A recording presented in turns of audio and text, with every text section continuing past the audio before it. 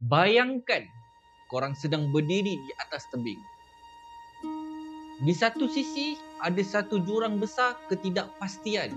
Di sisi lain pintu peluang terbuka luas. Itulah yang kini telah berlaku dalam dunia kripto. SEC Amerika Syarikat mengumumkan perubahan polisi besar dan pasaran terus bergegar. Penyokong kripto teruja.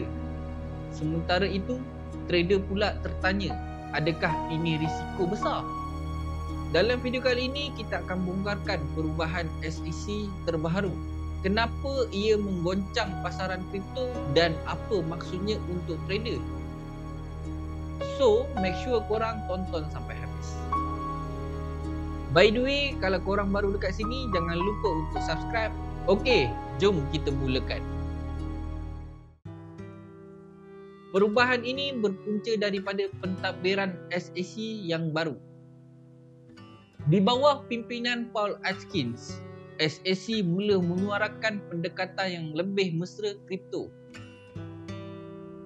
Pada 23 September 2025, Atkins menyatakan bahawa mereka sedang membangunkan satu innovation exemption untuk produk kripto. Ini dijangka hadir sebelum penghujung tahun. Ini menunjukkan satu titik perubahan dari penguatkuasaan ketat kepada peraturan yang lebih fleksibel. Selain itu, SEC turut mengumumkan agenda pengubalan semula peraturan. Mereka mahu kurangkan beban pendedahan kewangan, memperkemaskan langkah daftar untuk firma kripto dan buka ruang kepada model baru seperti ETF spot kripto.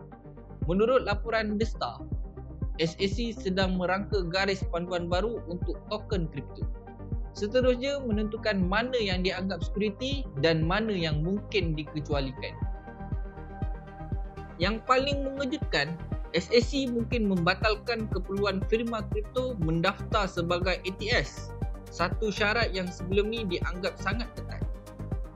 Semua ni adalah isyarat yang jelas bahawa SEC sedang ubah haluan. Perubahan polisi ni tak datang kosong ya. Pasaran kripto bertindak dengan agak pantas. Banyak token kripto menyaksikan volatility sebaik pengumuman dibuat kerana trader menilai impak jangka panjang. Beberapa pemain besar dalam industri melihat ini sebagai pintu baru untuk inovasi, terutama untuk projek yang sebelum ni tersekat kerana regulasi yang ketat. Sebaliknya, sebahagian yang takut risiko mungkin menjual sebahagian pegangan mereka sebelum perubahan benar-benar berlaku. Terdapat juga suara dalam industri yang menyokong langkah ini.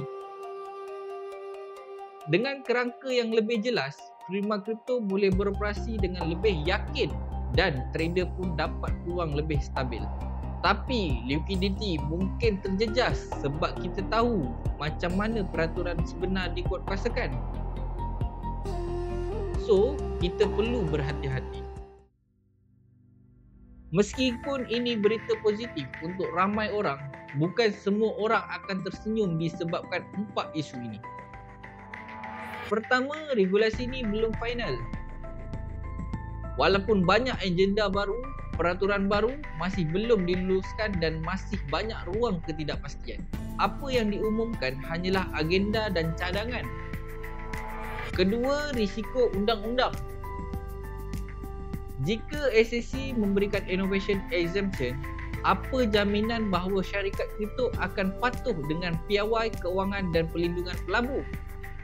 Ada kemungkinan projek-projek lemah atau terlalu spekulatif akan tetap muncul dan menjerat trader kecil. Ketiga, kepelbagaian interpretasi. Setengah token akan dianggap sebagai security manakala yang lain tidak. Ini menimbulkan persoalan. Siapa yang akan layak untuk menggunakan exemption ni? Trader yang salah tafsir boleh menghadapi risiko besar. Keempat, perubahan dasar kilat. SEC telah menarik balik sejumlah besar cadangan dari pentadbir dulu. Langkah ini menandakan perubahan mendadak dalam dasar. dan boleh mengundang lebih banyak perubahan tidak terduga di masa depan. Pengumuman SEC baru ni membawa satu era baru dalam kripto. Bukan hanya dari segi peraturan, tapi dari sudut kekuasaan, innovation dan transformasi pasaran. Ya, ini mencetuskan ketidakpastian dalam jangka pendek. Ya, terdapat risiko besar jika peraturan berubah menjadi lebih ketat semula. Tapi bagi trader yang bersedia, ini adalah peluang emas untuk menyesuaikan strategi korang. Trade dengan bijak dan manfaatkan peralihan dasar ini. Nasihat saya ialah pantau rapat perkembangan peraturan ni, fahami setiap draft peraturan baru SEC. Jangan serang market dengan semua modal korang ketika perubahan berlaku. Mula dengan saiz kecil dan skala perlahan. Sentiasa belajar sebab perubahan seperti ini memerlukan mindset belajar semula. Senang kata, ini semua satu peluang untuk korang buy low. Kalau korang tak pernah melabur dalam kripto, ini masa yang terbaik. Korang hanya perlu tunggu dan bila masa dia dah sampai, buy dan hold. Apa pendapat korang tentang benda ni? Korang boleh komen dekat bawah. By the way, kalau korang nak belajar trading secara mendalam dan secara percuma saja, korang boleh klik link dekat bawah.